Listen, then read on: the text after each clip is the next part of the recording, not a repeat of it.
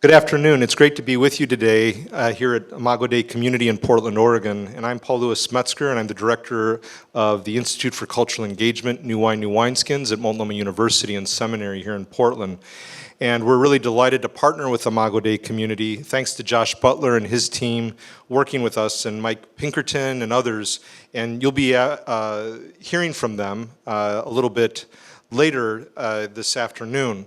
What we're dealing with today is the theme of trauma in foster care, building resilience in foster kids and parents.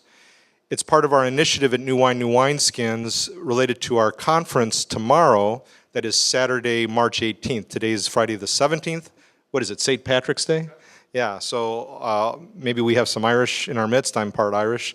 But trauma and resilience is the conference theme, March 18th, 2017, trauma and resilience. And we thought it'd be good to do forums at churches in the area related to our Church and Science Partners for the Common Good. Imago has this vibrant work engaging foster care for the families who are engaged in this process, and like with the children and the parents. So could we do a forum together? And so we're delighted to have this opportunity. Trauma and foster care, building resilience in foster kids and parents.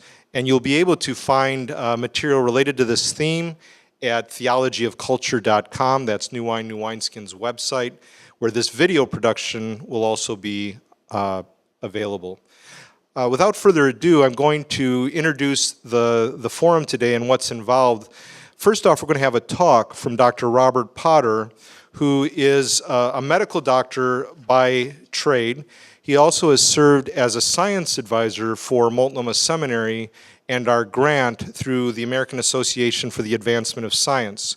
I'm just going to share a little bit about Dr. Potter's professional life before he comes up to speak on the theme of trauma and resilience and the psychosomatic relevance and how trauma affects us in our human persons. His professional life has combined medical practice, teaching, and bioethics consultation. He practiced internal medicine and geriatrics for 30 years while teaching in a community hospital affiliated with the University of Kansas University of Kansas School of Medicine. He is board certified in internal medicine and geriatrics and has been elected as Fellow of the American College of Physicians. Dr. Potter also holds a PhD in religion, psychology, and ethics from the University of Chicago Divinity School. From 1994 until his retirement in 2004, he was the bioethics scholar, instructor, and consultant for the Center for Practical Bioethics in Kansas City, Missouri. And as I said earlier, from 2004 to 2014, he was senior scholar for the Center of Ethics and Healthcare at OHSU, and currently serves as a scientific advisor for the AAAS Association, American Association for the Advancement of Science project at Multnomah Biblical Seminary.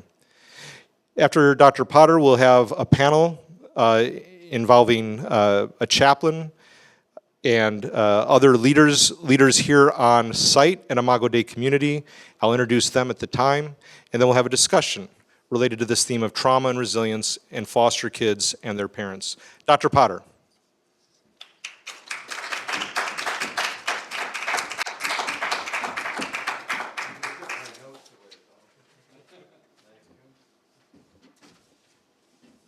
Thank you, Paul, and I'm very happy to be here this afternoon.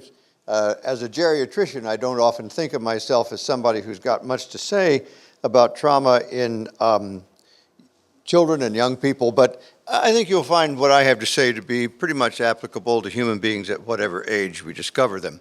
I really have two objectives in my brief presentation here. One, to reinforce your knowledge, the knowledge that you all already have about the psychological and somatic response to stressful events that cause moral trauma.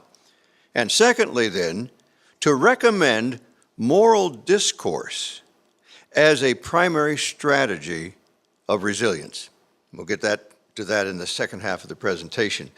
I'm not going to spend time trying to lay out exactly how I think about moral trauma being formed by the threatening of the values that we hold. Let's just move beyond that. You all can, in conversation among yourselves, talk about your experience of how it is that trauma is created. I'm interested right now in discussing how it is that we respond to the stress that produces the moral trauma. Stress, of course, is a big subject, been around for a long time. And stress is okay. You know, right now I'm stressed because I'm standing up here pretending to know something and making it look like I know something and actually faking it so that it looks to you like I know something, and I'm not sure I'm going to be entirely successful. And right now I feel the stress of that. That's good stress. It's even called at one point eustress, EU stress in the years past, because people who perform need stress to stand up and do it. I was trained as a singer very early in my life. And you know, and I realized early that the only way to get out there and do it is to be terrified off stage and then ready to go when you walk on stage. So stress is not a bad thing. It's when stress really gets to be intolerable, when it gets up to the toxic levels. That's when stress response becomes so difficult for us to endure. Now, I would like to lay out the proposition that all of our stress experience is mediated through our brain, through the sensory input that comes to us, all of which has to be interpreted by the brain. Someplace in that brain of yours, there are interpretive centers that are constantly taking the input and giving it meaning. And that meaning may be a negative load, it may be a positive load, but it's a meaning. It's an interpretation. It's the way that you see it as yourself in your environment. So you're responding to what's going on, and all of that is always mediated through what we would call our mind, our psyche, the psychological apparatus that's going on up there among those 10 plus billion brain cells. Now, we all know, we don't have to be Freudian psychoanalytic followers to know that the bulk of that activity is unconscious. Some of it rises to consciousness, but the vast majority of, most estimate 90% of what goes on at the psychological level is unconscious. Now, the way that we psychologically respond to stress in general often comes in a pattern of anxiety, or anger, or sadness, and various expressions of those three things, those three ways of responding. But the psychological responses is not where I want to focus. I want to give you an image of how it is that our brain and its components create the somatic responses. We want to look at the somatic, the physiological pathways of response to trauma. I think the most tragic, of course, is what we know about brain damage from really toxic levels of stress in newborns and children up to perhaps age 5. What had been established very well by scientific investigation is that what is interrupted by high levels of stress is the connecting fibers between various cells in the brain. And it's those connecting fibers, up to as much as 500,000 connections of one cell to any other set of cells. That connection network is what makes our brain really work well. And if those connections are not established in those first 3 to 5 years of life, it's very difficult to get those back. It is true. There is still some growing of the cell connections as a child gets into the primary years of 8, 9, 10, but it's slower, it's less effective. And so if that child's brain has been crippled in the first few years, they never quite get back the capacity to mature, and so their behavior, their capacity, their learning, their health is all subject to real depletion. I think those of us who have had experience with very young children who have been abused in a variety of ways, we recognize that unless we can reestablish those connections through intense relational therapy, cognitive therapy, the child has very little chance to grow into good adulthood. So I think that's one of the places where, as a society in particular, we need to concentrate ourselves on those first few years of life. And for those whose lives have been so distorted in the beginning, give them the opportunity to recover from that. And we got to do it now, early, in the first 5 years of life in order to be effective. Now, the other physiological responses, we might call the psychosomatic disorders, okay? And we got several systems that do this. The first one I want you to think about is the sympathetic adrenal system. If you imagine your brain cut in half, now I know most of you have not handled human brains in their wholeness, but you can imagine, you've seen enough pictures of it. Look at the brain from the side, okay? And right in the middle of our brain, there's a section of cells, pretty good size, about half the size of a fist, that's called the hypothalamus. And it's just a nest of cells that are all concentrated there, but it has incredible function of creating chemicals, the chemical messengers that make our brain work. So in response to the stress that has been interpreted by the rest of the brain in the interpretive centers, primarily the frontal cortex and so on, where we have our rationing and our rational work and our memory and so on, the hypothalamus gets signals. And when the signal is, you got to be ready to either fight or flee, commonly known flight or fight, you know.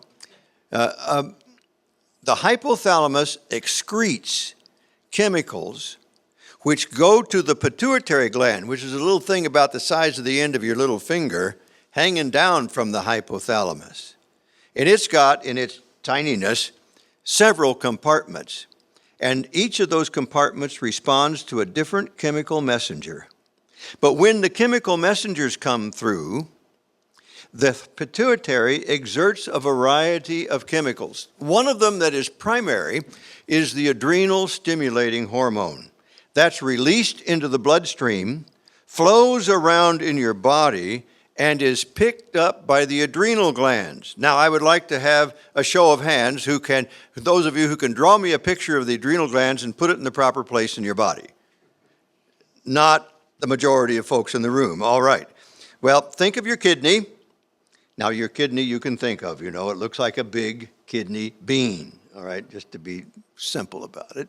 And sitting on top of that kidney is a triangular-shaped gland called the adrenal gland. It has two parts, a central core that produces adrenaline, and a cortex simply means a covering, a layer around the top, that produces cortisone.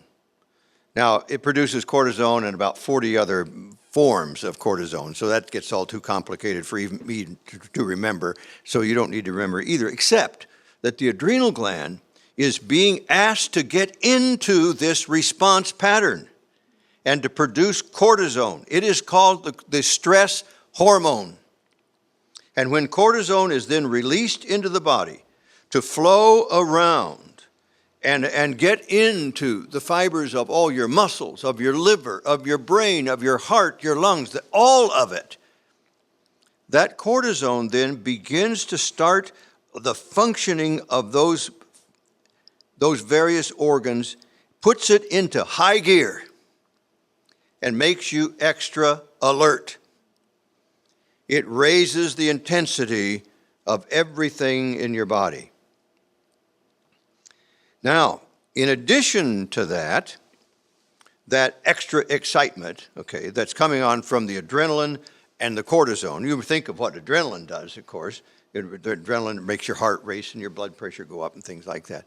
In addition to that, back to the pituitary again. The pituitary at the same time starts excreting some other chemicals which may help somewhat to balance those effects of the cortisone and adrenaline. Because the body, in its wisdom, granted to us by our Maker, the body has a lot of mechanisms to what we call maintain homeostasis. That is, keep everything the same. Keep us level. Keep us calm. Keep us stable. Don't let our blood pressure rush up. Don't let other functions of our body suddenly get out of whack. Keep it all level. And so there's one set of factors that go one way and another set that goes the other way, and trying to find the balance again, you see. Trying to find the balance that keeps our life somewhat even. One of the key things that's excreted by the pituitary gland is a hormone called oxytocin.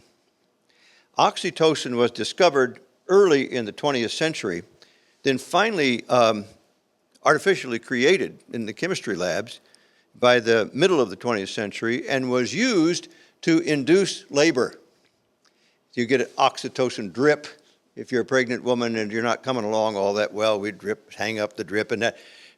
Oxytocin comes from the Greek. It was named by putting two Greek ideas together.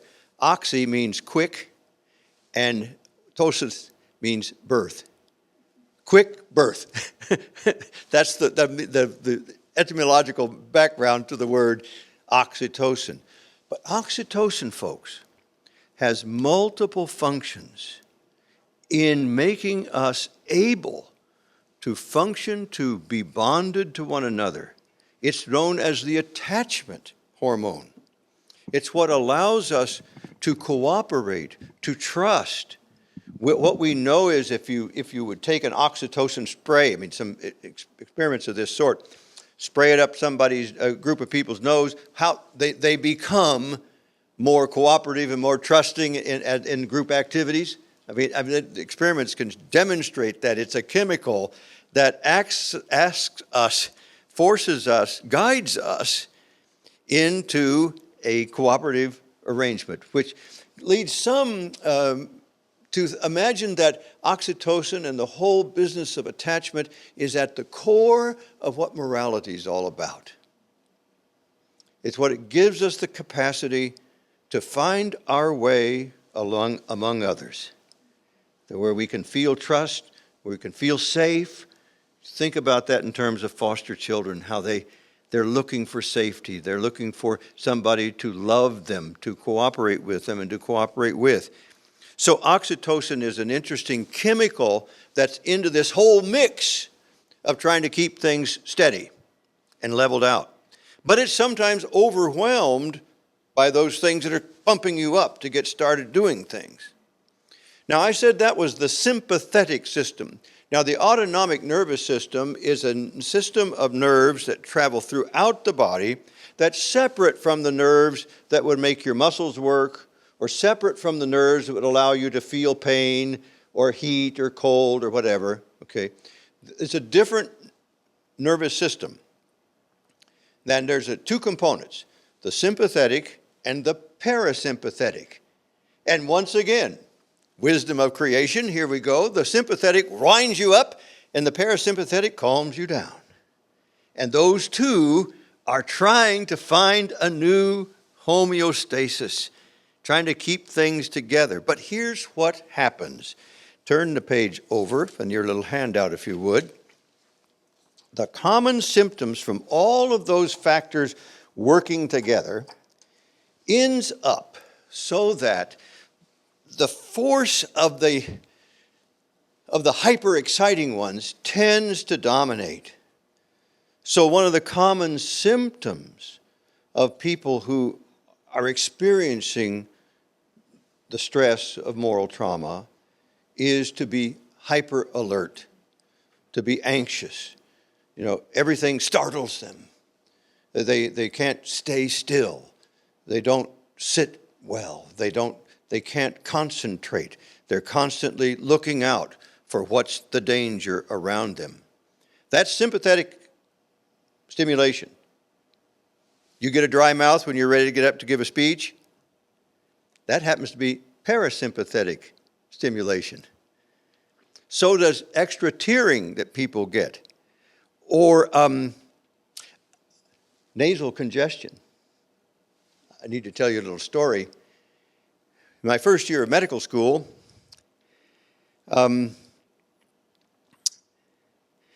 we had a lecture from a psychiatrist from the Menninger Foundation, which is just down the road in Topeka, Kansas, very internationally famous. This guy was named Sigmund Grundle. I remember his name well. He was bald-headed, red-faced. He went up on the stage and he went, "The nose knows." I turned to my buddy and said, "We got a problem here, I think." The nose knows. He spent the rest of the hour explaining that Sigmund Freud had an ear, nose, and throat colleague in Vienna who was constantly telling Freud, "I see human emotion up the nose. When people are emotionally aroused, the nose gets engorged and draining." When he said that, a light bulb went on in my mind.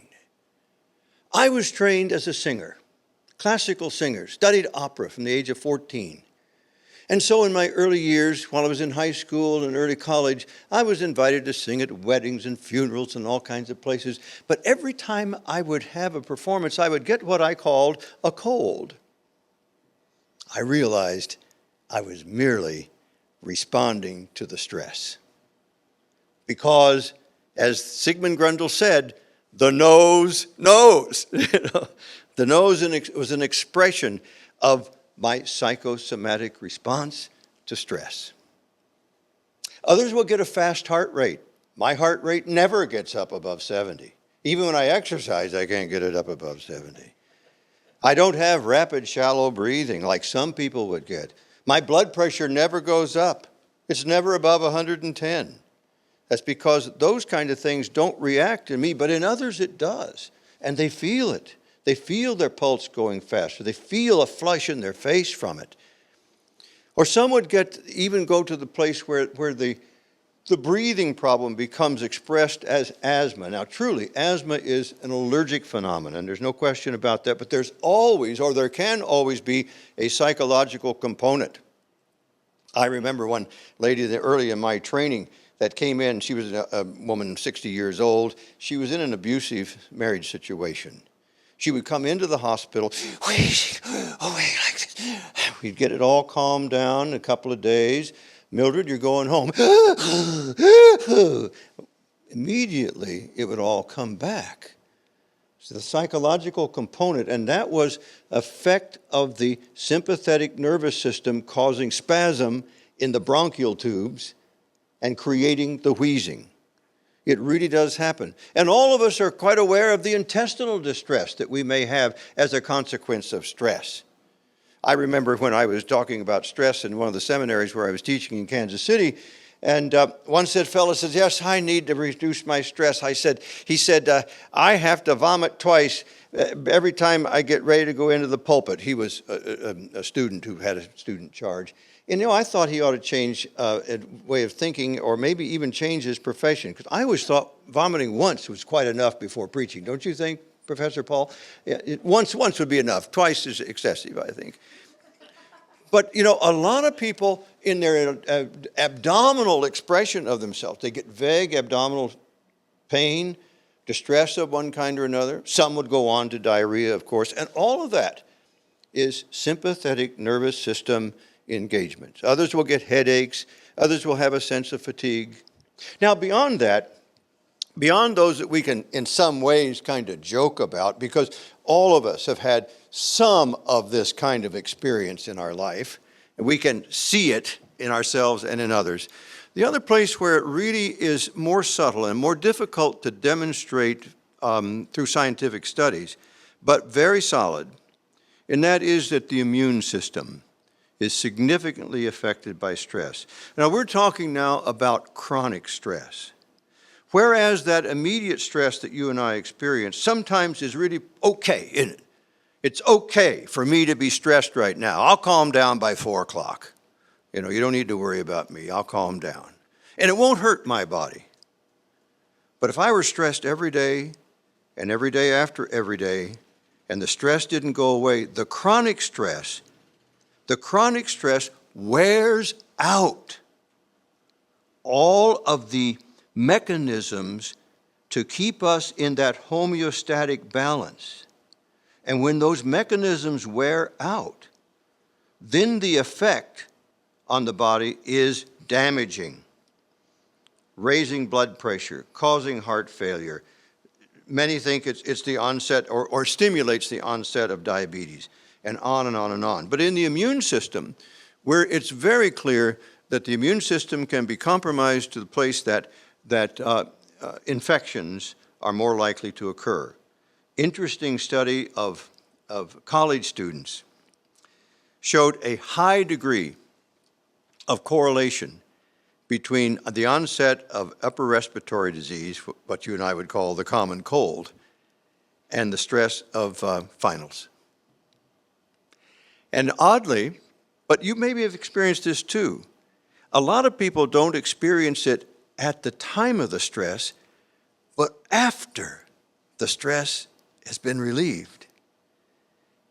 Because what you've seen now is that the stress has done its evil work, reduced your immune system to where the infection could take over, and then it takes, after the infection takes over, it takes about 48 hours of incubation before the virus can produce symptoms. They were able to get into your bloodstream because of the reduction in your immune defenses, but it really takes off later. Well, there may be some other examples of the psychosomatic reaction and the chemicals and the scientific background of this. Does anybody have a question that would be pertinent around this or a comment to make? What is psychosomatic? What is psychosomatic was the question. Well, psycho meaning mind, or depending on how you like to translate that, some would say the proper translation is soul, but we won't worry about that today. Something going on in your mental apparatus. Soma is Greek for body. It's the mind-body reaction would be the more proper English way of saying it. It's the mind-body reaction. Okay. Well, then let's go to the other issue that I want to present. And that is my thought about what would be a core strategy for dealing with moral trauma. When your life seems to have fallen apart, or when things are just not going good, where you're experiencing life as if not held together. The reason that I want to emphasize this is that I have a strong sense that a proper application of ethics is important to everyone's life. And I'm going to talk about moral discourse. And they say, well, can kids do moral discourse? Of course they do. They do it every day. We just don't call it that. And to some extent, kids need a little help in some of that.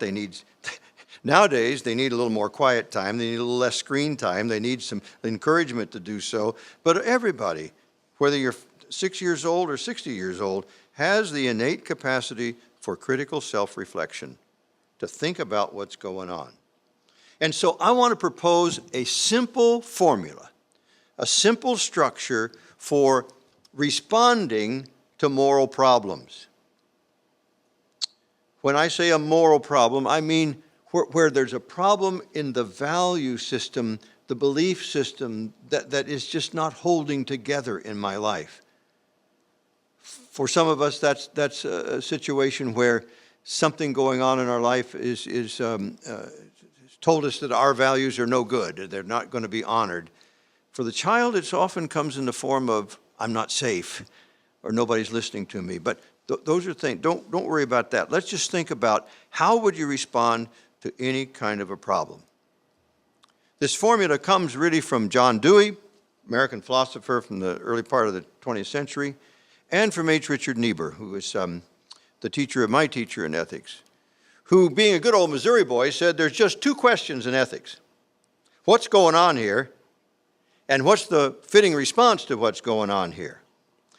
Well, I thought that was pretty good, but I thought there might be a middle section. And I learned this from a philosopher by the name of Harry Frankfurt. He said, we ought to stop just a little bit after we've figured out what's going on here and figuring out how you're going to respond to what's going on here, let's stop in the middle and think about what ought we to care about? That, for me, is a powerful, powerful question. So the formula is this.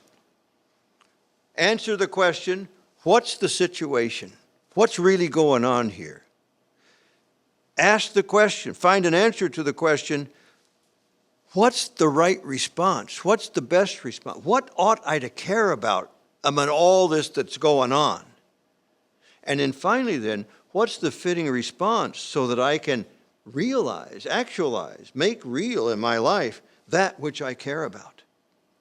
Finding that formula to be repeatedly over and over again in my life, my personal life and in the life of those that I counsel and the raising of my two sons who are now, thank you, well over 50 years old and doing nicely.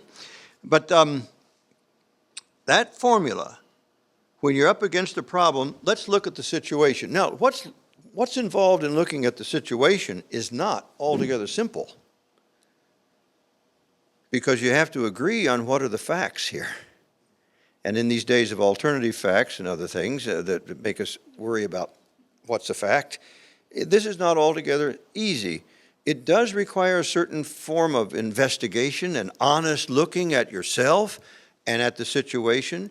If you've got a foster child that's acting out, you've got to ask the situation. And we're going to do a little case study here in just a moment to illustrate this. What we ought to care about. There are a lot of things to care about, aren't there? And in every life situation, there may be a specific kind of thing to care about.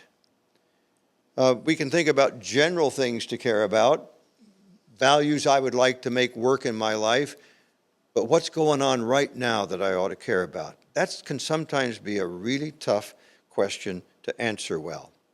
And often it requires the assistance of whatever community you feel attached to, whatever community is authoritative for you.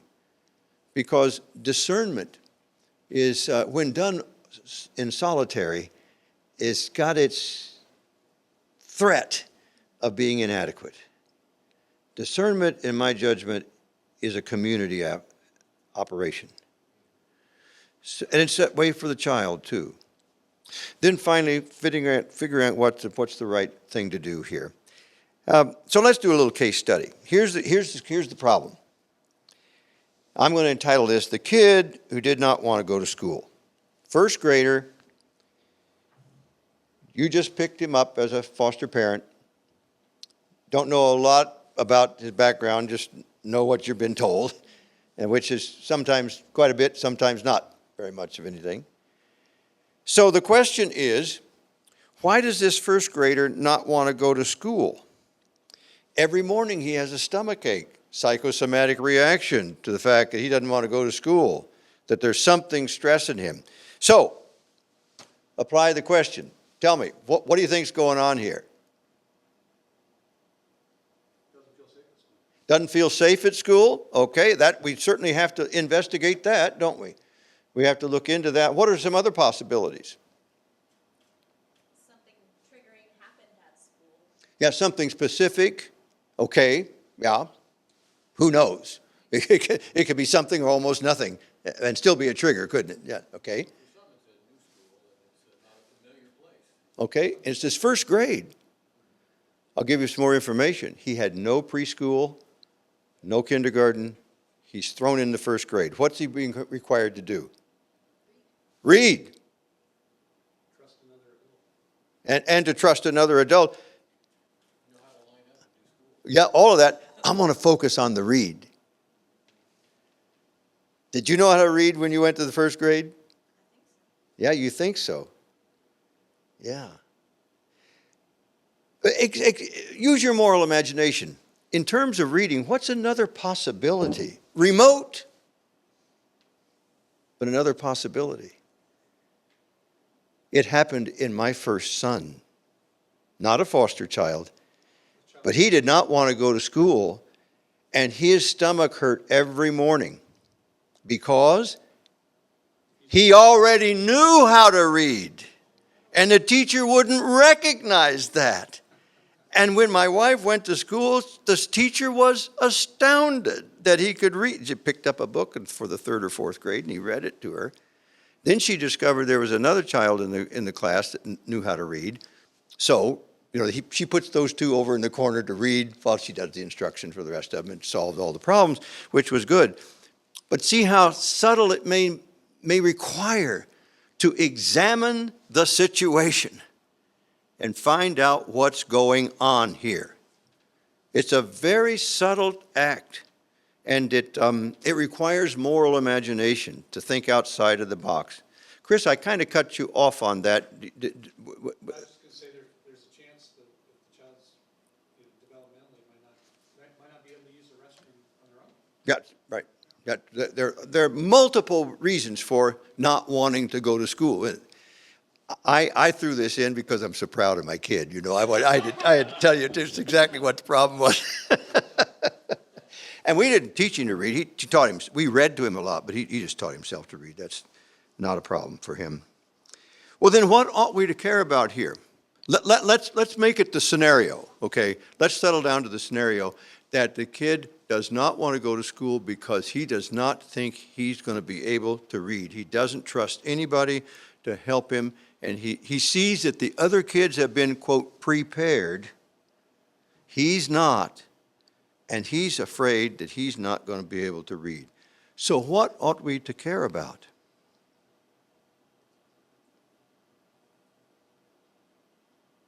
Or that's another way of asking the question, what problem among all the problems that may show up in this situation, what problem do we need to solve?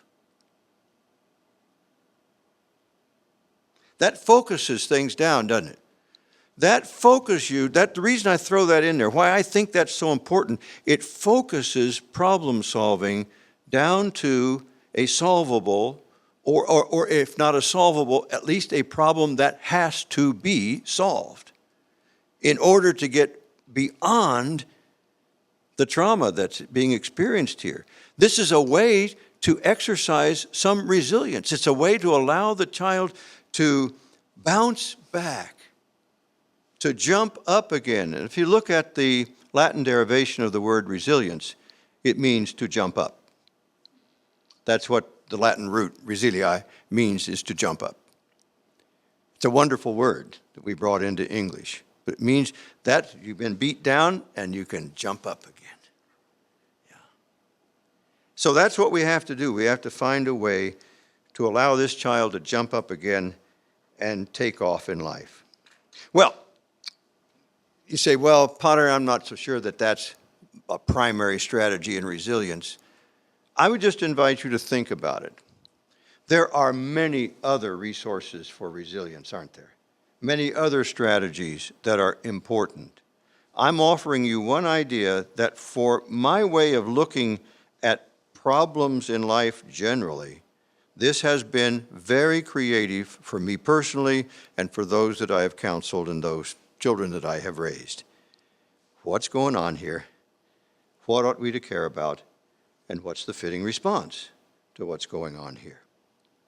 Well, that's the substance of my presentation. And if there are any immediate questions or comments you'd like to make, I'm open to that right now. But otherwise, we'll be going into our panel here shortly. Anything? Yes. Dr. Potter, I would just ask, with kids that have experienced trauma, there's such a cloud of factors. How would you recommend kind of prioritizing that investigative versus like their background versus their, where do you start when you have a child that has a compounded trauma in their background and has trauma in their background and also behavioral manifestations of that trauma? Like, how do you prioritize and discern kind of the trauma background and the behavior in that investigative? Well, here's where I'm going to play my best cards. I don't have the foggiest idea what you're talking about because I'm just an old-fashioned geriatrician and I'm out of practice. I don't know what I'm talking about. Why don't we bring that up during the panel discussion And I think we can get some corporate wisdom that will give us some genuine answers for that. Thank you all very much. Dr. Potter, thank you so very much for that presentation. I'll never forget the nose, and it was meaningful to me as well. And just there was so much, and we're going to come back to that in a few minutes, but I first want to have our panelists here, in addition to yourself, introduce yourselves. So Jelana, if you could just introduce yourself, and then we'll go across just a little bit about yourself and why you're here as part of this, why this matters so much to you with trauma and resilience in foster care. Yeah, absolutely. My name is Jelana Goebel. I have been a foster parent for 14 years. We have 4 children, 2 of whom we have adopted fairly young. They are now 5 and 8, but they came to us at 6 months and 2 days out of the foster care system. And I currently work with Embrace Oregon, which is a nonprofit community organization that partners the faith community in greater partnership with our state's child welfare system. Thank you. My name is Kat Bonham, and I'm a foster parent for the last 3 years, mainly doing shelter care and emergency placement. So this topic was really interesting to me because I'm often receiving children in the midst and on the tail end of a very traumatic event that is happening in their life, leading to the removal from their home and their family. Thank you, Kat. And I'm Mike Pinkerton. I'm a retired pastor, and my wife, Renee, and I have been foster parents for 26 years. And we currently still have 2 foster kids in our home, both of them developmentally disabled. And I also lead the support group at Imago Dei Community, our church, for foster and adoptive families. That's Mike. And my name is Chris Hoy. I'm the chaplain at Intermountain Residential Services in Helena, Montana, so a little bit removed from the immediate conversation here in Oregon, but pastored for a while in Woodland, Washington, which is just right up the road, and did foster parenting at that time. And since then, in children's and youth ministry, in churches, and then in the setting that I'm in now, we're working with kids that have been severely traumatized by the foster care system and have become those unplaceable children, 20 to 30 placements before their 12th birthday. And so my investment in this topic, and especially in understanding it in Christian community, is I don't want to see any more of those kids in our care. I want us to get better as a faith community and as a foster care system so that we can provide the care that these children need in their homes. Thank you. And so as we transition now, and I'm grateful to have all of you as panelists here, what would be one takeaway as we come out of this forum? What would be one takeaway from Dr. Potter's presentation that you bring in to your setting with foster care and the like? What is one point each of you would take away from that particular talk? Yeah, I'm happy to weigh in first. I think, and this is in part just my own interest in trauma-informed care, and that a lot of times that word kind of scares people off, or that phrase, but really what it boils down to at a fundamental level is going from a place of judgment or immediate judgment for the presenting behavior to curiosity. And that's something I really took away in assigning a moral character to a child's behavior. Our gut reaction and our filters have more to do with how we were raised and what we experienced, and if we had a good attachment relationship in childhood. Our experience is not the same as that child that's been traumatized and is coming to us for care. So if we can even just take a breath and say, okay, I see a behavior here that may not be acceptable in a Sunday school classroom. Maybe is not the expected behavior in a worship service.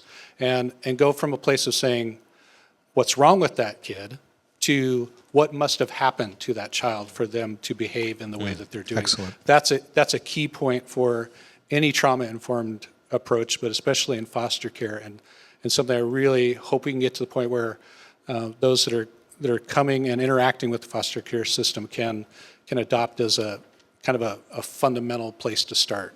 Well, Chris, I'll change my outline of what I had to say and emphasize that we got to shift from what's wrong with this behavior Right. to why is this behavior happening? Is that what you're saying? Yeah, absolutely. And that curiosity then, you can extend it to the child and what you're seeing, but then also, what is it in me that I'm responding the way that I am? Because it also touches some of our core issues of perhaps of shame and social rejection, and what are the other parents thinking about me right now? And then your own stuff gets kind of mixed up into everything else. And I know that, we've adopted twice internationally after being foster parents, and have both of our kids have effects of trauma.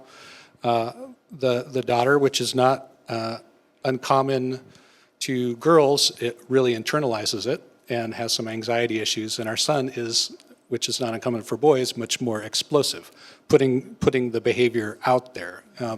And so both need to be addressed, but it's usually the explosive behavior that gets the attention and pushes my shame triggers. And I start to feel socially awkward, and the tendency is to want to withdraw then, especially in a faith community.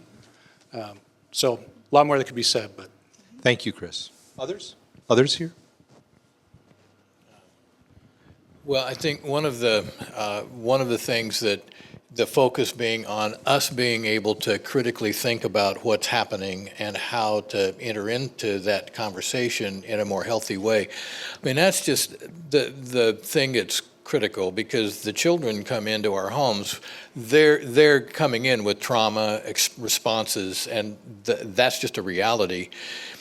The problem a lot of us have had is when we started in this journey of foster care, we knew nothing about trauma response. We knew nothing about the brain issues that we were going to be dealing with, the inability of kids to be able to cognitively understand what was going on. And so we just figured they're acting purposefully. They're being resentful, and they're being mean-spirited, and they're being angry, and we were really caught by surprise. And so I think the better informed people are as they enter into that journey of foster care and adoption, the more hopeful it is that we will be able to address those kinds of issues in a healthier way, because we don't get caught so much by surprise. I mean, my wife and I were just totally naive entering into this whole thing. And so for those first few years, we were just kind of baffled by the things that were going on. It took us a long time to begin to grasp that there was something else happening here, that we needed to be able to, number one, address what was happening inside of us, and then to have a more critical understanding of why this was so difficult for the kids that we were dealing with, so we could be a part of them healing. Thank you, Mike. For me, one thing that really caught my mind was the tool of moral discourse is something that is really pertinent to my situation right now with the foster son we have. We've been talking a lot about collaborative problem solving and how do we work through some of these behaviors that are happening to help him spring up again and be resilient. So I really appreciated those tips. Thanks, Kat. Jelena? I appreciated what Dr. Potter shared about cortisone and the stress hormone and getting into the heart, the lungs, and the brain, and puts everything into high gear. I know for our now adopted son, he came to us at 6 months old, and we were his fourth home. And when he came to us and he was dropped off, it almost looked like his head had been dunked in the bathtub. He was just sweating so profusely. And so I took him to the pediatrician, and she just said, I've never seen such an external sign of internal stress in a child this young before. So, you fast forward 3 years, we have given him love and nurture and security and attachment and all of those things from day one. I remember the irony with receiving our son was that we had 2 biological daughters that never slept through the night. That was never their strong suit. And then we got this child who had experienced all these moves and compounded trauma as a 6-month-old. And of course, he was sleeping through the night, but for all the wrong reasons. We anticipated that he probably had likely cried his eyes out. No one had responded, so he would just kind of lay awake with a blank stare. So we kind of began poking him in the middle of the night, hey, you can wake up, little baby. We'll be here to meet your needs, to just try to be attachment, minded. And that felt so ironic to my husband and I. But what I wanted to share about that, and what struck me with you talking about the cortisone and those high levels and the inability to regulate even years later, is he was 3.5, and I was encouraging him to hurry up and get his shoes on, and had keys in my hand, and my hand was about to turn the doorknob and walk up the door, and there was almost this primal, like, response to him. All of a sudden, he just said, "No, don't leave me, Mama." And it just so struck me, because I thought, what is the guiding kind of narrative of this child's life?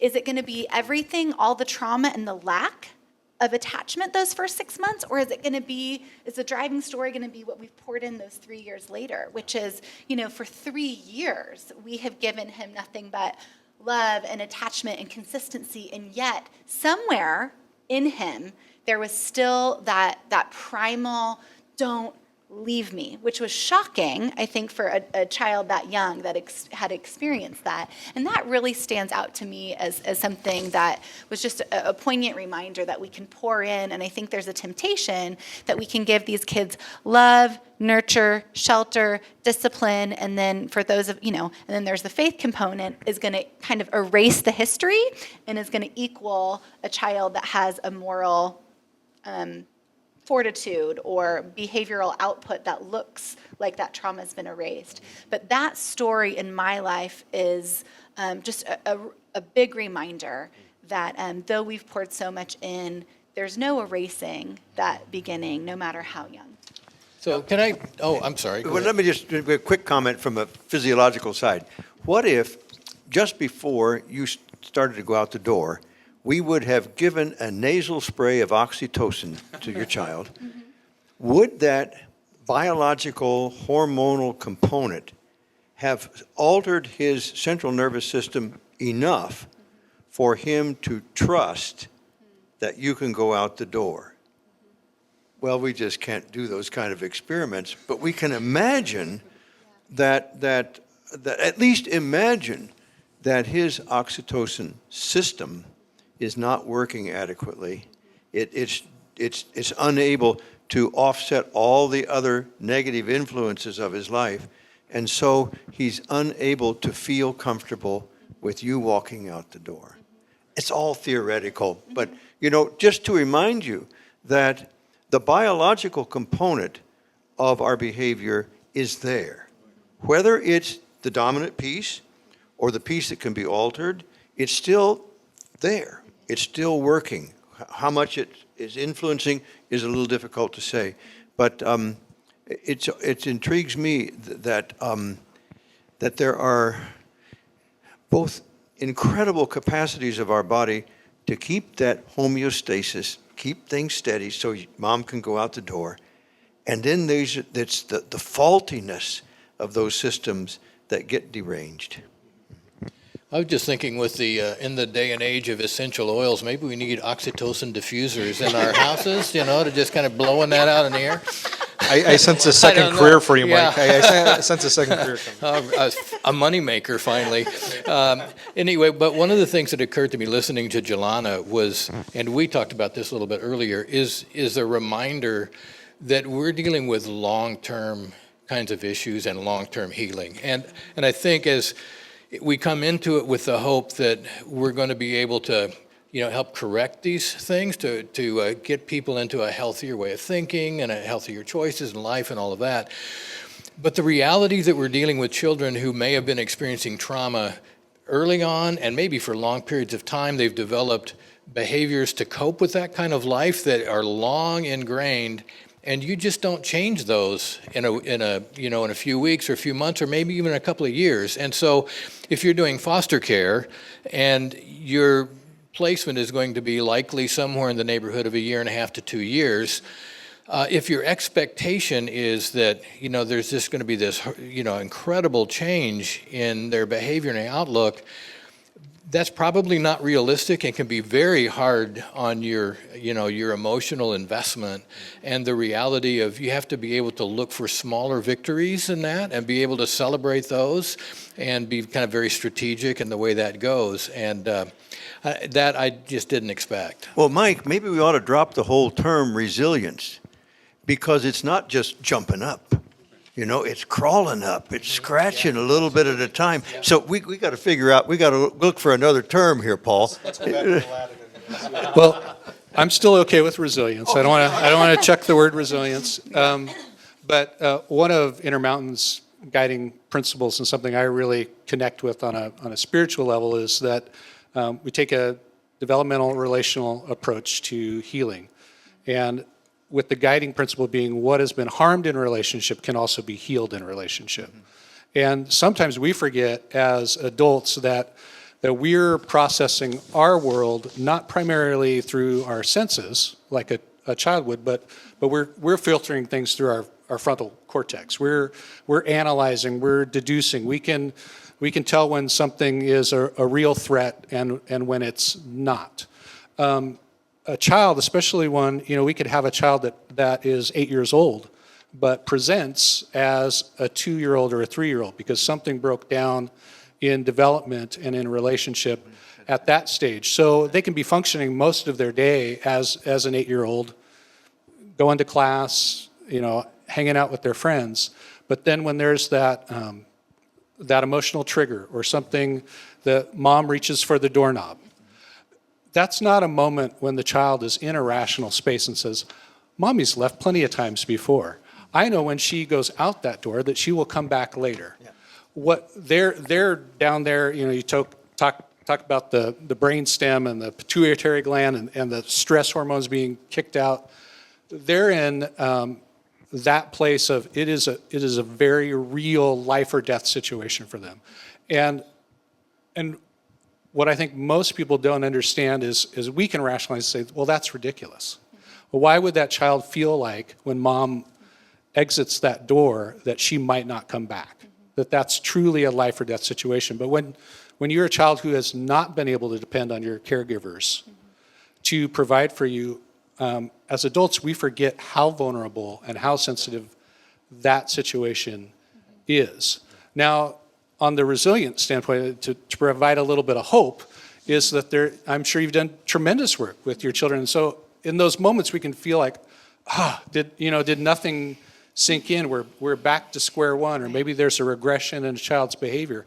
The important thing to remember is that the more we're able to build that child's empathetic responses through our empathy, through being able to match their tone and their posture, and they feel like, somebody gets me, they understand, rather than rationally approaching saying, well, that's ridiculous, mom's going to come back later. We've done this a million times, but to pause and to connect with them on that emotional level, it does release that oxytocin response. There is a relieving of that stress back to homeostasis that doesn't fix problems. I mean, that may wreck the rest of your day. Right. That's the reality.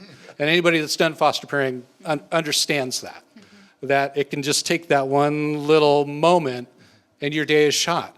But that's, I don't want to scare prospective foster parents that are viewing this off to say, that this is a fatalistic approach to children that once damaged, always damaged. There is a tremendous ability to rebuild those connections and relationship by addressing those developmental issues. But the key is to see what is the emotion, what is the feeling behind the behavior. And then when you address that, then maybe you can address the behavior after. So just to follow up, just because when I heard Robert's talk, and this is no disrespect toward what he was presenting, but I felt a little discouraged when we talked about if those connections, the biological, the neurological, chemical connections are not fostered early on, it's very hard to get that back. And I thought, well, then why not despair? And that's not what you were calling us to do at all. And I thought, is it going to be the case that it's going to be more of the social component that can help to foster that? And I think that's in part what you're saying. It's that the empathy, the coming alongside modeling, is that correct? That you can compensate in that way to build that, and it's going to be through the community? Would you agree with that you can gain that back in that manner? Yeah, I'll address it really briefly, then we can kick it to the moms that are in the trenches to see how they've approached it. But because obviously my ministry setting is very contained. We've got children that are in residential care for 14 months to 2 years in some cases, where we're really able to provide in the setting that containment that the child needs to feel that felt safety, so that they can then begin to trust in relationship. As a foster parent, you can't quite create that, but you can do other things in terms of containment and building a team and providing some felt safety for your child in other ways. And at times it can be really exhausting, because you want to be able to treat an 8-year-old like an 8-year-old, not like a 3-year-old that needs to have their hand held everywhere. But if you can kind of get past that initial response and say, I'm going to be the type of parent that this child needs for me to be at this point, and then we can, and nobody else has to understand it. Nobody else in the church really needs to get why I'm snuggling my 12-year-old like I would a 2-year-old at this moment. But that's what that child needs. And then there might be an opportunity for building on that and doing some education among your peer group. But you got to do what you got to do for your child in that moment. And I'm sure those that are currently foster parenting right now could speak to some examples where that's been hard to translate to a peer group or to a church setting. Thank you. And either to that, or if you want to take it in another direction in response to this conversation. I appreciate what you said, Chris. I think it's true that we look at children development, we look at their chronological age, and that oftentimes that is really not their true developmental age. I think oftentimes with kids in foster care, the information that we receive is pretty minimal. And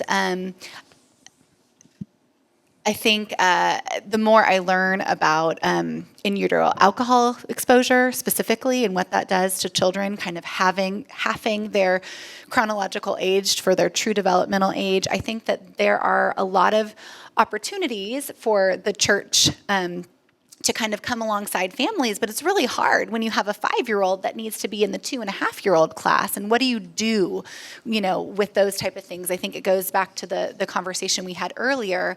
I think for families that are engaging in caring for their children 24/7, it can be extremely exhausting, and that to then have to abdicate on top of it, to have these special circumstances with every bend that you navigate around the road can lead to a feeling of isolation, which I think is a huge part of burnout and discouragement for a lot of foster and adoptive parents.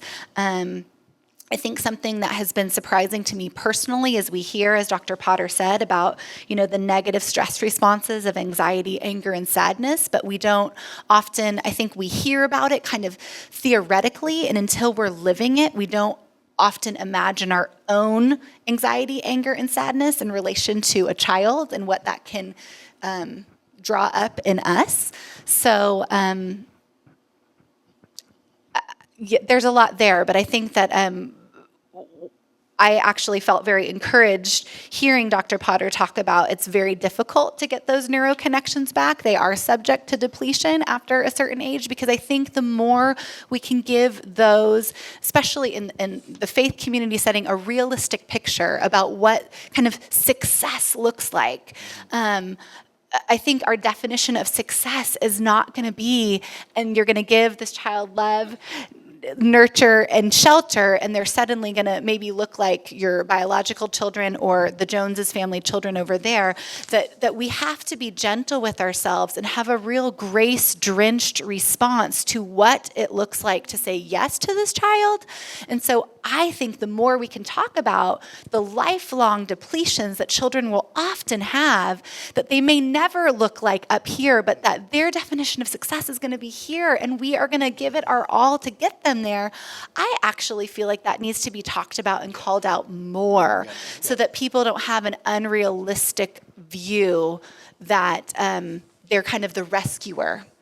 And I think it brings back that theological component of like, we have to recognize that we can't out-love and out-nurture in utero substance abuse exposure, which so many of our kids have, that's just unrealistic. And it just, I think, draws So I, on the other hand, felt actually really encouraged and think more families considering foster and adoption actually need to hear that it is subject to depletion. It is hard to get those connections back. That's Well, great. and I think recognizing or remembering our theology that everyone is created in the image of God, and all those circumstances of birth and how they came about, they're not a mystery or a surprise to God either. And so recognizing that beauty and that reality in every child, no matter what their kind of circumstances are, and we've always felt like our desire was to help the children in our home on that progress to becoming everything God made them to be. Because, we're all at different, God has made us all for different unique ways to serve and be in his kingdom. And so trying to figure out how do they become all that God has created them for. And so it doesn't get measured in the same kind of standard. And I think you're right. I think people need to recognize that, because we have a whole unrealistic expectation and then a standard that we're trying to maintain that is just driving parents. And it just reminded me when Jelana was talking about, the foster parents and their response to all of this. One of the things I don't think everyone realizes, and maybe until there's something that goes on and it clicks, but how hypervigilant they have become. I think a lot of foster parents, they because of all the things happening in their home, they're existing at a higher level of this adrenal or whatever it is. They're just up here. That's normal now for them. Right. They don't realize it, and so it's always surprised me when I take a foster family and send them away for the weekend. And they come back and they say, we spent the first day in bed sleeping, because they had no idea. Because as soon as that responsibility was gone, it was like they crashed, because they have just been living up here. And so, and that's not healthy. And so it's not a matter of learning how to live up here. It's learning how not to live up here, to live down here, to be able to pull that back in and find that level of being able to live in that environment without it creating in you that constant stress response. It is constant stress response. Today in the Oregonian, there's 3 pages on how to adapt to stress as adults. It doesn't exactly answer every question, and I didn't get my little talk from there.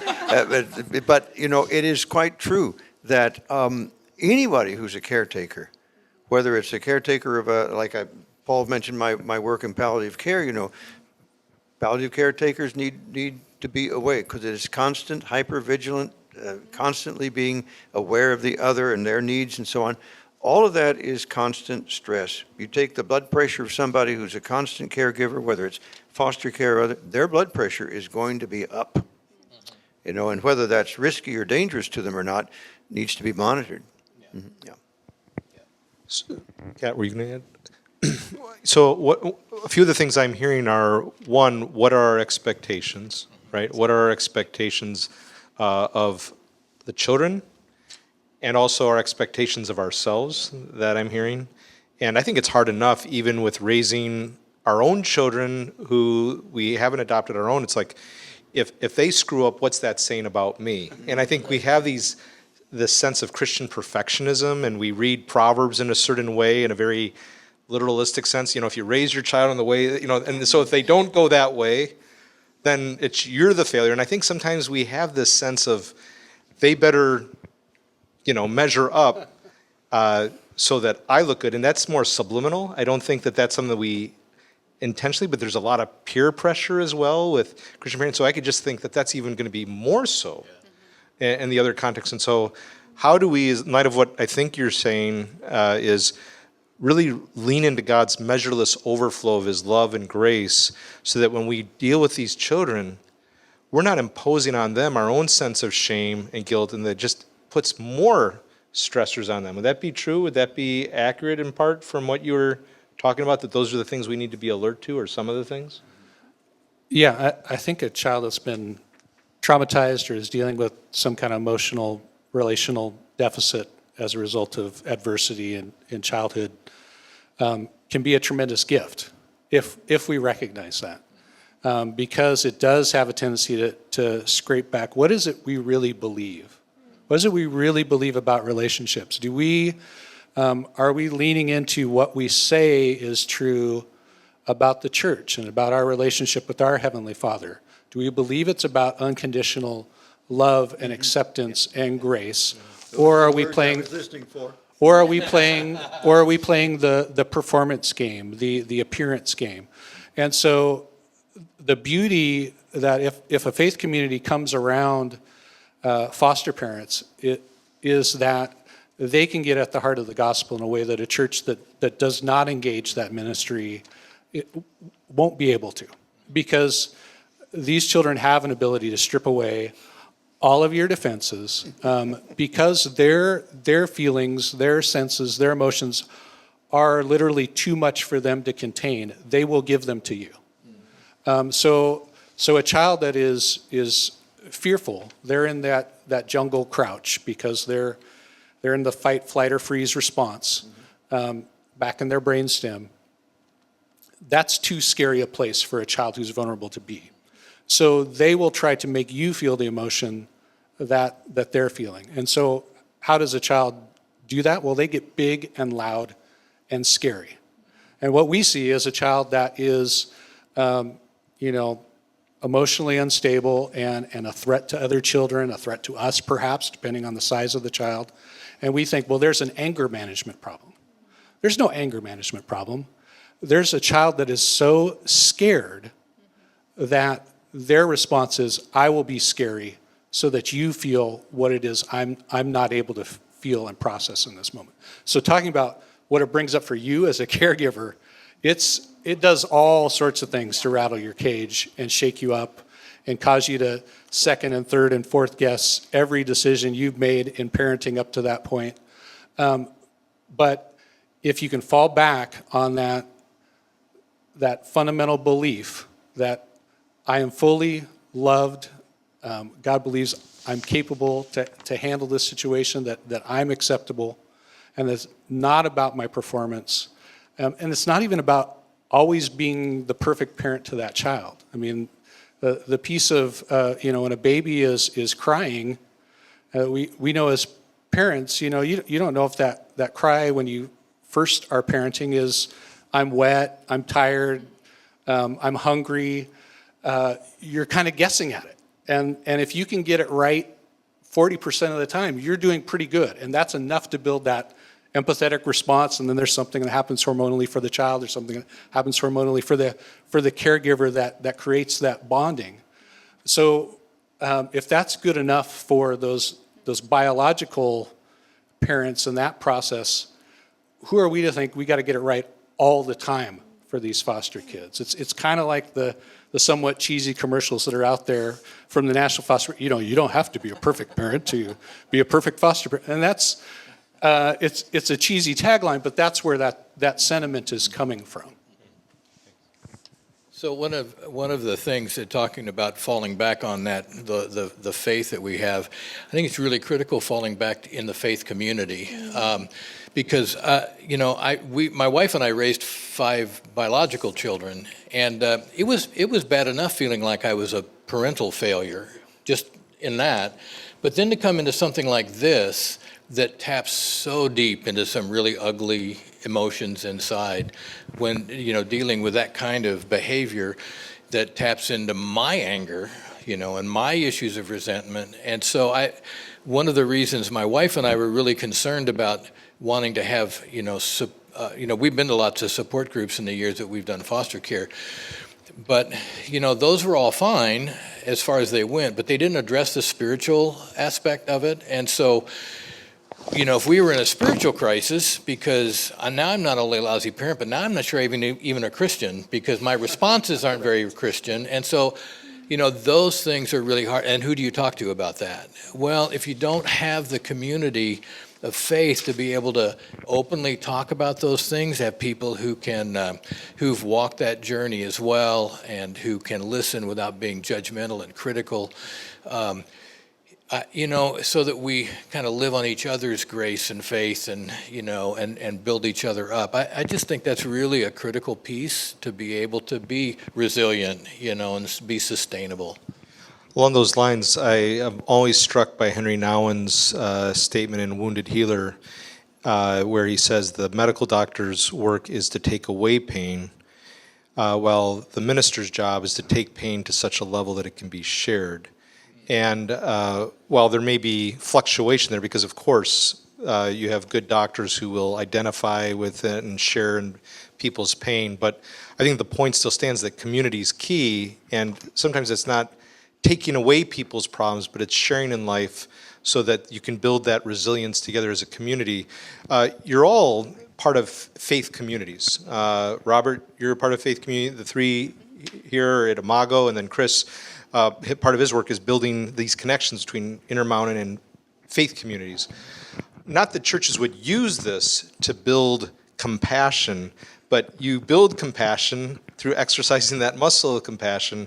You know, the church is to care for orphans, widows, aliens in their distress, orphans, foster children. The need for the church community to come alongside and around. What would you encourage churches? Let's say there are church leaders who will watch this forum, and they're thinking about, do we develop this for parents working with foster children in our own faith community? What would you say to them? Because I know Imago has this, you have this, you're leading this, you're part of this. What might that look like for them? What would you encourage church families, in addition to the foster care families, the parents, for leaders that they might be made aware of that would help them? I think that's an important question as well to consider, because you're doing all this in a faith community. I mean, I feel like one of the main issues is being able to have a context in which to help people understand ways that they can enter into that journey alongside those families. Again, the cheesy things in the ads, not everybody can be a foster parent, but everybody can help a foster child, that kind of concept. Because families, there are a whole variety of issues, whether it's the issues of just the nonstop, if somebody could go to the store for me, if somebody could take my kids to soccer practice, just having some places where people can enter, but they don't know. I mean, there's no way for them to know without somebody telling them. One of the big issues we face, and Jelana was talking about, was when you have a child that his behavior is not manageable in Sunday school or in youth group, so do they not get to go?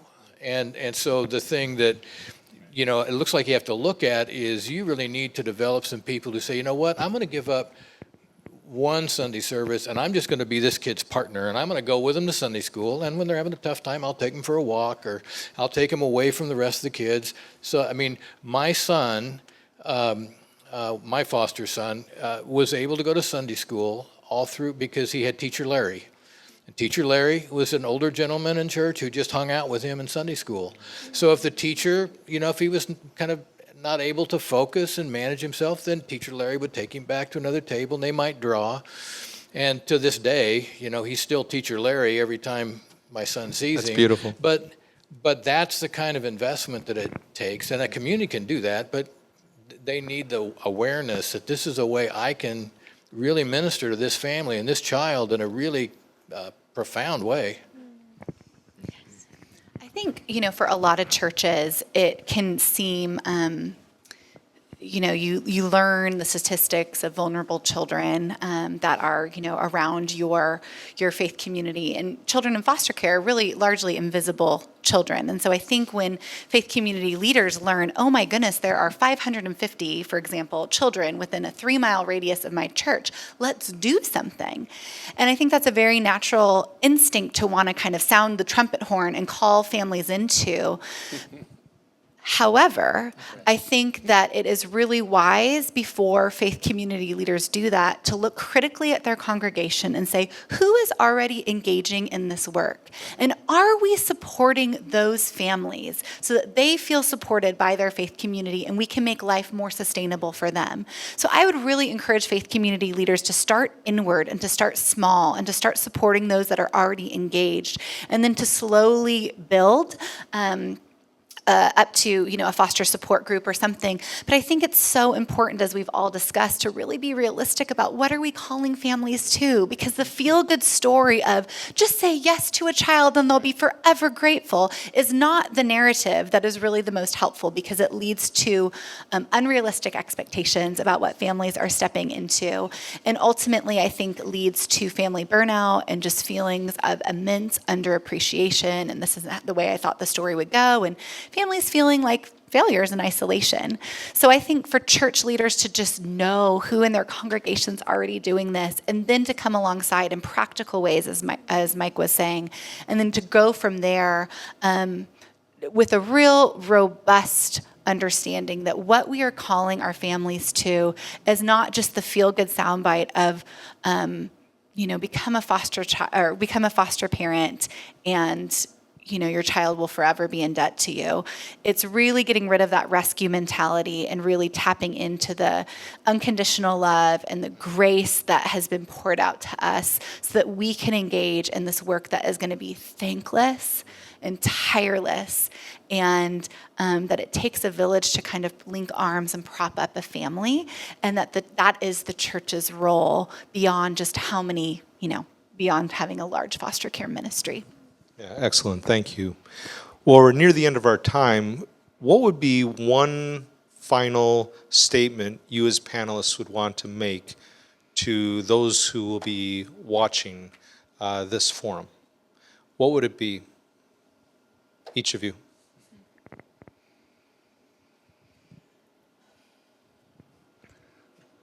I'm going to piggyback on what you were saying and then maybe segue into my last deal. I think there's definitely a theological component to embracing this work, because to those churches that might be coming, they're preaching and they're teaching and they're building their programs around kind of a popular Christian triumphalistic message. Those are not the churches that I would encourage to embrace foster care ministry, because it is not going to connect with the reality of what this ministry is going to be. Now, maybe what's a triumphalistic ministry? Well, in case they're asking that as a viewer. you wave the Jesus wand over everything, and Jesus fixes everything. It's skipping to Easter Sunday without going through the cross and Holy Saturday. It's not embracing the dark night of the soul and the difficulty of suffering. But on the bright side is, if you even have a hint of a theology other than that in your community, there's the ability for you to connect your community with a truth of Scripture that is often overlooked in our culture, because we are about get it now, and I want my 3 points in a poem and get me out the door. I want every message to be applicable immediately right now this afternoon so I can do it and then forget about it for the rest of the week. It all sounds a little cynical, but that's my experience has been that's what we tend to gravitate towards in ministry in North America, because that's what we're most used to. We're swimming in those waters so much that we don't understand that that's where our approach is, until something like bringing a foster child into our home shatters some of those false images.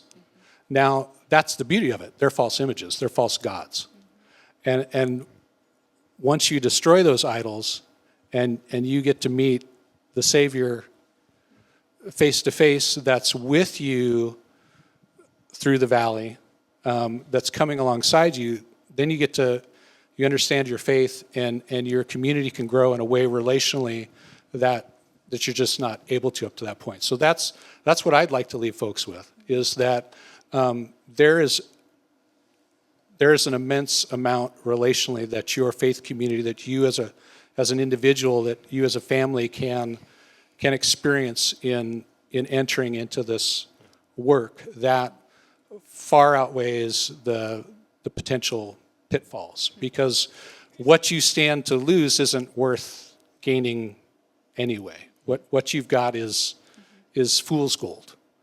And so what you have the chance to gain is what is really real. And what can be more important than to be that teacher Larry to that child and to break a cycle of trauma that probably goes back generations in that child's life. That's the opportunity you have, is to do something really real on behalf of the kingdom of God. Thank you, Chris. I heard recently, and it really struck me because I'd never heard it put so succinctly, that inviting trauma into your life invites inefficiency. Inefficiency. Yeah, and I think, that in North America, we have such a high value, even in the church, on productivity and efficiency, that, when we are working through trauma and resilience in children is not just like the quick 3-step process and then boom, I checked it off my to-do list for today, now I'm on to the next thing. It is something that is very, very cyclical and just all-consuming. And so I think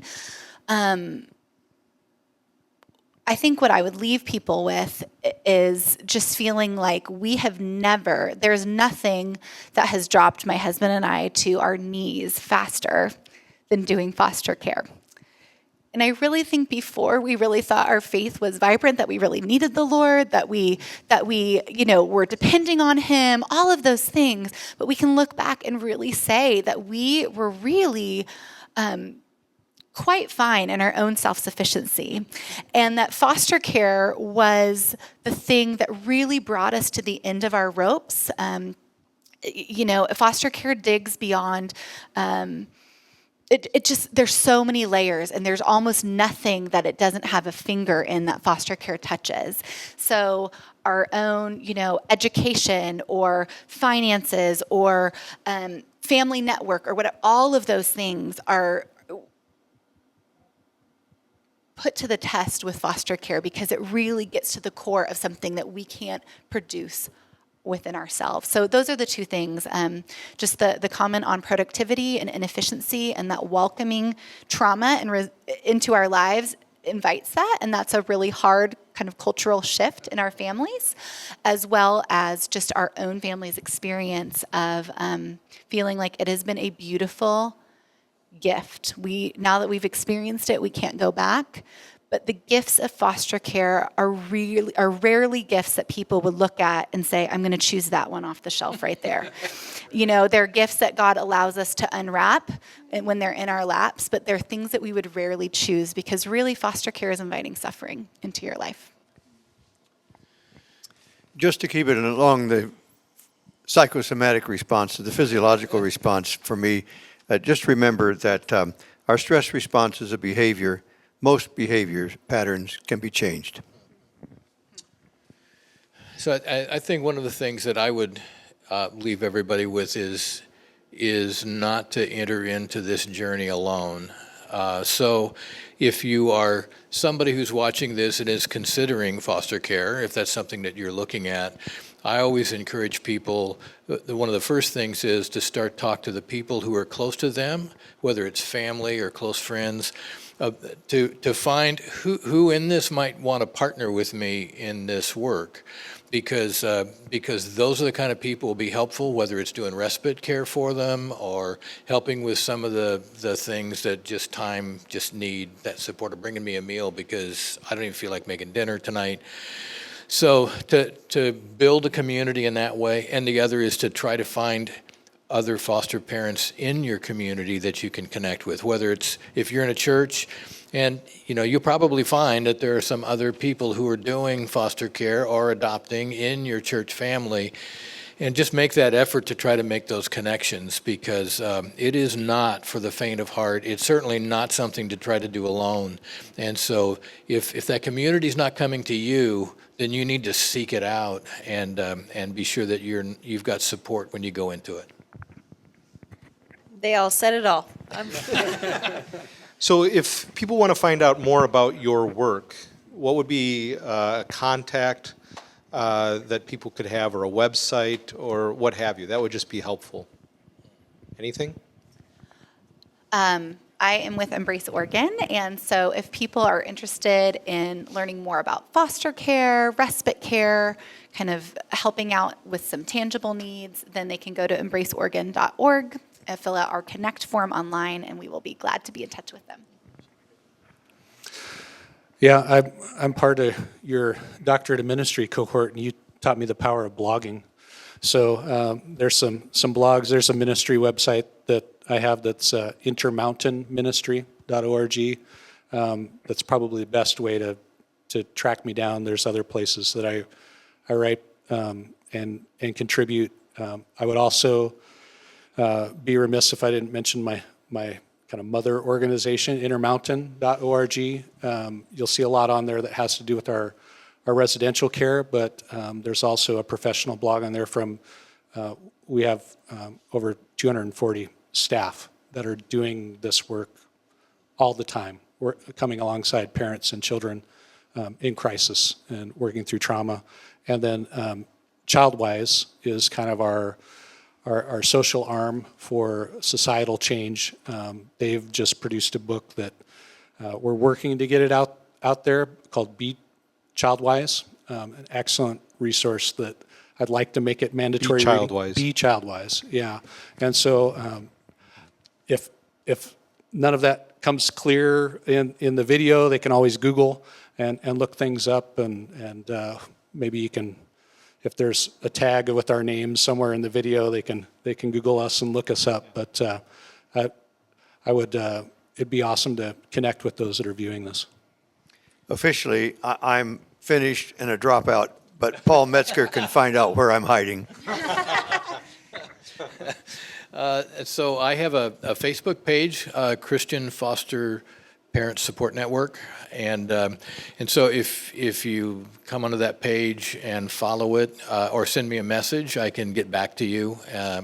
And also, I am a part of the community here at Imago Dei Community, the church, and if you had a question, in particular, my wife and I have a passion for wanting to create more networks of support. So if you're a church and you're looking at how can we support families in our churches and you just want to talk about that, or you're personally looking at where can I find places to get that kind of support, if you contact me, I'd be more than happy to try to help support you in that effort. And so either through the Facebook page, or if you contacted Imago Dei Community, or even Embrace probably would know my name, and they would be able to connect you with me.